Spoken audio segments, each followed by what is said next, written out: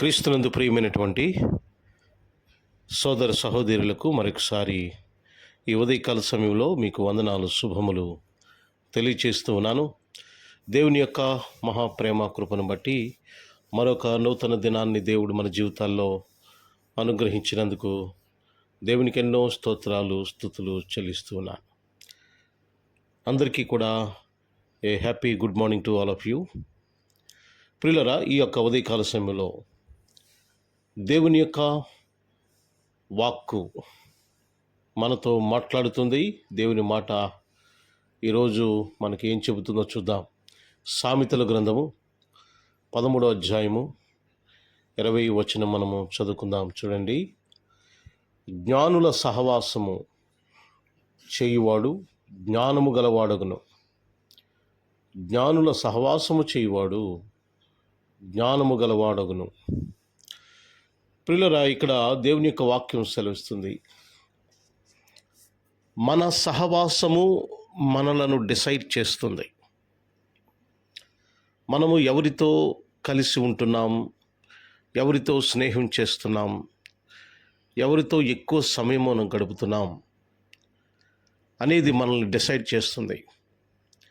దేవుని వాక్యం సెలవిస్తుంది, జ్ఞానుల సహవాసము చేయవాడు అంటే జ్ఞానముతో ఉన్నవాడు, జ్ఞానముతో ఉన్నటువంటి వారితో స్నేహము లేక సహవాసము లేక వారితో బాంధవ్యము కలిగి ఉంటే వాళ్ళు కూడా జ్ఞానము గలవారు అవుతారట.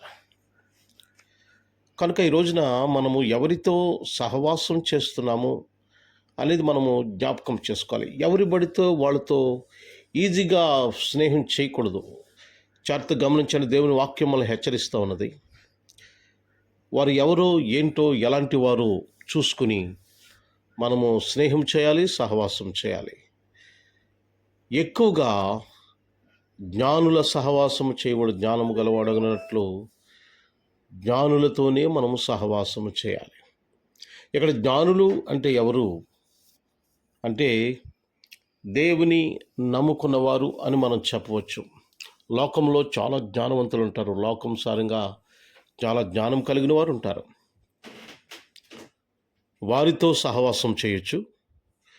కానీ వారికంటే ఎక్కువగా మనము ఎవరైతే దేవుని వాక్యము తెలిసిన వారు ఉన్నారో, ఎవరైతే దైవ సంబంధులు ఉన్నారో, ఎవరైతే క్రీస్తును ఆరాధించి ఆయనను కొలిచేవారు ఉన్నారో వారితో సహవాసం చేయాలి. ఎందుకంటే వారితో సహవాసం చేస్తున్నప్పుడు మనలో ప్రార్థన అవసరత పెరుగుతుంది, ప్రార్థన శక్తి పెరుగుతుంది, విశ్వాసము పెరుగుతుంది, జ్ఞానము పెరుగుతుంది, ప్రేమ పెరుగుతుంది, కనుక భక్తిభావం పెరుగుతుంది.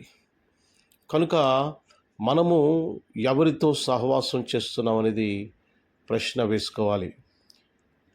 నిజంగా మనం చూస్తుంటాం, చెడు అలవాట్లు కలిగిన వారితో మనం సహవాసం చేస్తే డెఫినెట్గా మనం కూడా అలాగే తయారవడానికి అవకాశం ఉంది. అలాగే మంచి ప్రవర్తన, మంచి ఆలోచన, అలాగే గొప్ప ఆలోచన కలిగిన వారితో మనం సహవాసం చేస్తే వాళ్ళలాగే మనం కూడా తయారవుతాం. కనుక ఇక్కడ మనం గమనించవలసింది, సహవాసము మనలను చాలా ప్రభావితం చేస్తుంది. ఈరోజు దేవుని యొక్క వాక్యం హెచ్చరిస్తుంది. ప్రియమైన సహోదరి సహోదరులారా, మన సహవాసం ఎలా ఉంది, మన చుట్టూ మనం ఎవరితో సహవాసం చేస్తున్నాం, ఎటువంటి వారితో సహవాసం చేస్తున్నాం, వారి వలన మనకు కలిగేటువంటి ప్రయోజనం లేక మనకు కలిగేటువంటి ఉపయోగం ఏంటి అని మనం ఆలోచన చేయవలసిన అవసరం ఉంది. కనుక జాగ్రత్త సుమా, మన సహవాసం మంచి సహవాసం చేసి మనలను మనము కాపాడుకోవాలి అనేది దేవుని యొక్క వాక్యము. ఈరోజు ఎవరితో సహవాసం చేస్తున్నాం అనేది ప్రశ్న వేసుకుందాం. మంచివారితోనే, గొప్పవారితోనే, జ్ఞానులతోనే మనం సహవాసం చేయాలనేది దేవుని యొక్క చిత్తము. దేవుడు మిమ్మల్ని దీవించి ఆశీర్వదించునుగాక. ప్రార్థన చేసుకుందాం.